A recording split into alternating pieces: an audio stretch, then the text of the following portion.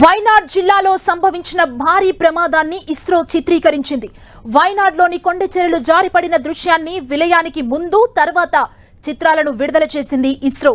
ఆ ప్రాంతంపై దృష్టి సారించిన కార్టోసాట్-3 రీసాట్ ఉపగ్రహాలు వీటిని రికార్డ్ చేశాయి. ఇస్రో అనుబంధ సంస్థ నేషనల్ రిమోట్ సెన్సింగ్ సెంటర్ అంతరిక్షం నుంచి తీసిన ఈ 3D చిత్రాల్ని విశ్లేషించింది. గతంలోనూ ఇదే ప్రాంతంలో కొండచెరలు జారిపడినట్లు ఇస్రో నివేదికలు వివరించాయి. తాజాగా రికార్డైన చిత్రాల ప్రకారం సముద్ర మట్టానికి 1550 మీటర్ల ఎత్తు నుంచి కొండచెరలు విరిగిపడగా ఈ ప్రభావంతో 86,000 చదరపు మీటర్ల భూభాగం లోతట్టు ప్రాంతానికి జారిపడింది.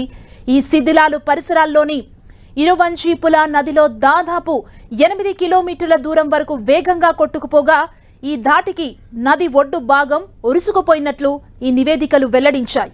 విలయం తర్వాత రికార్డైన 3D చిత్రంలో గుర్తించిన శిఖరం వంటి ప్రాంతమంతా భారీ వర్షానికి విరిగిపడినట్లు ఇస్రో విశ్లేషించింది.